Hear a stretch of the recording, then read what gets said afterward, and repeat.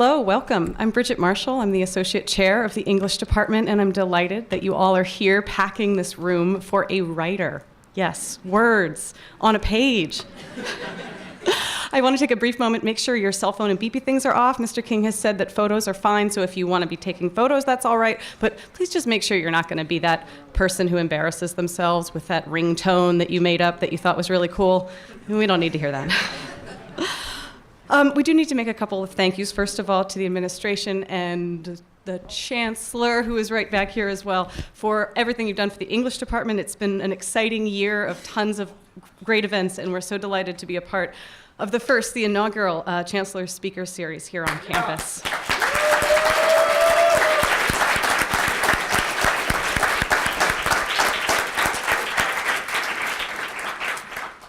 So I was going to tell you what the format of the talk would be, and we had this very elaborate arrangement of, Andre would suggest that my colleague Andre Debus, who is also here, would give you a prompt, Mr. King, and you would talk about it. But then I watched the two of them talking in the green room before, and they're just going to go. They're just going to go and keep talking and have lots to say. So it's going to be wonderful, is what you're in for.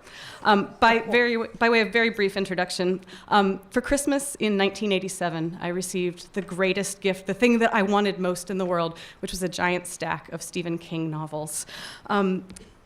Carrie, Salem's Lot, The Shining, Cujo, Pet Sematary, all of it right there, all at once. And the terror I'm feeling right now is sort of the combination of all of those books tied together and just all around me. And I'm slightly worried that I may projectile vomit all over you all in the scene from the body. It's a real possibility, front row, so be careful. On Christmas Day 1987, as a 13-year-old, I opened Misery and didn't stop reading for the whole day. My mother was calling me, come celebrate, let's have Christmas dinner. No, was not having it. I was going to read Misery.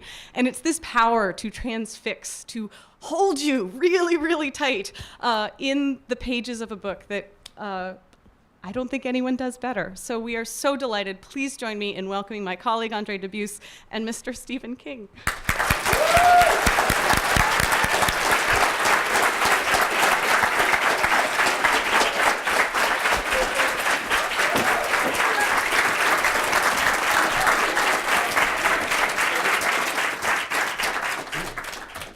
Wear your jacket. This is Stevie King. He's wicked smart. I'm not that smart. I wasn't smart enough to keep from wearing this mic. So I'm not sure what this particular mic is for, because you can hear me, right? I get one of these things, and I always want to do the Vegas thing, you know, Wayne Newton. Don Shane. I'll just choke the fucker. So listen, are you writing students? Are you reading students? Are you lit guys? Are you writing? How many creative writing concentrators? Uh-huh. How many flat English majors? How many lit majors? How many people just want to see Stephen King? There you go. Well, I remember the first time I saw a real live writer. I was a freshman at the University of Maine, and Joseph Heller came to campus to talk about Catch-22.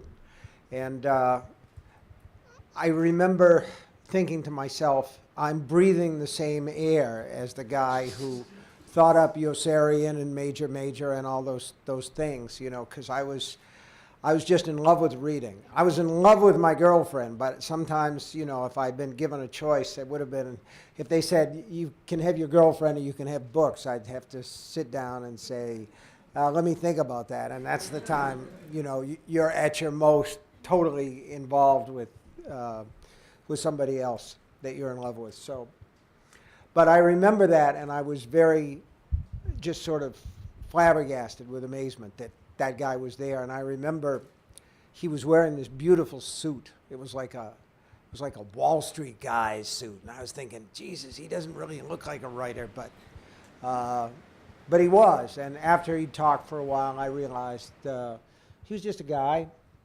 He was like Andre here, you know, somebody. So, Anyway, I'm just a guy, and I'm here to answer your questions and talk about what you want to talk about.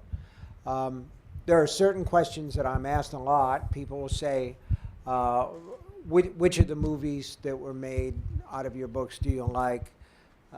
They'll ask me, or probably the most common one is, where do you get your ideas?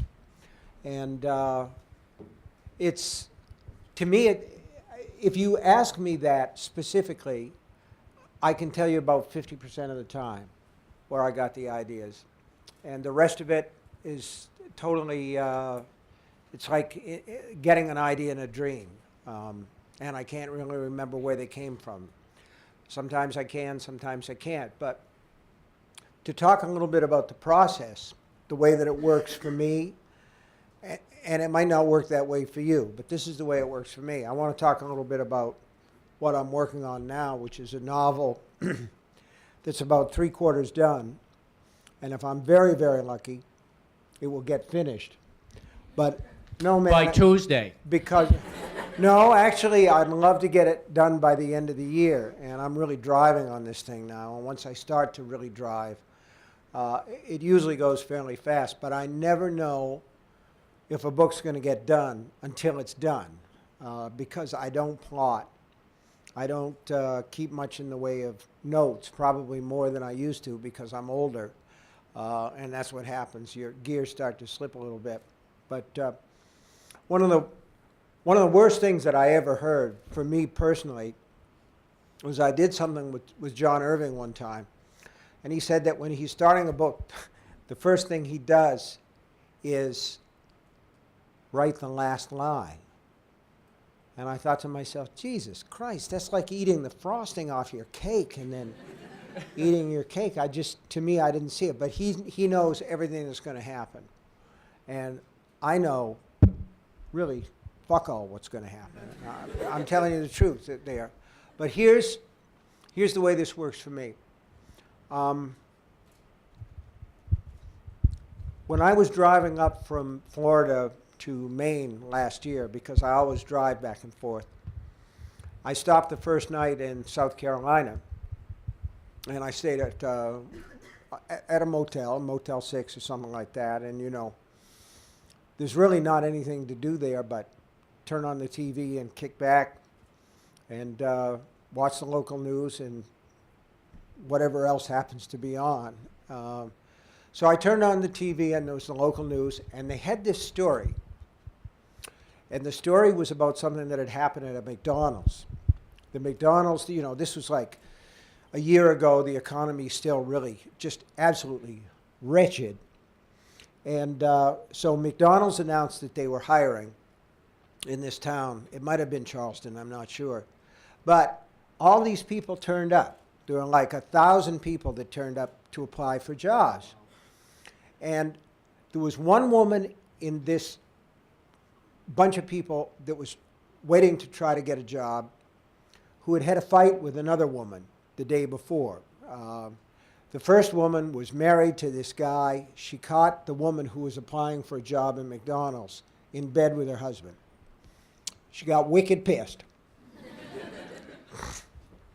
And she decided that she was going to confront this woman, you know, and basically rip her hair off if that was possible. So she got in her car. She found out that the woman was applying for a job in McDonald's. And she drove there, and she got out of the car, pushed her way through all these job applicants, and grabbed this woman and started to shake her. They had a fight. The woman who was applying for a job broke away and disappeared into the crowd. So the woman who had come there got back into her car, put it in gear, and drove into the job seekers. They just went everywhere. There was cell phone footage of it.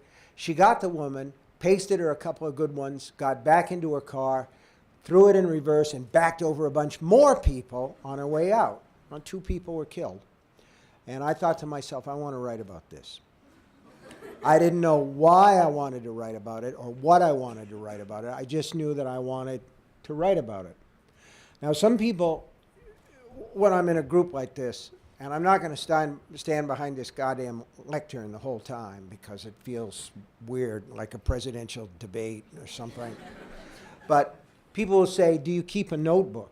And the answer is, I think a writer's notebook is the best way in the world to immortalize bad ideas.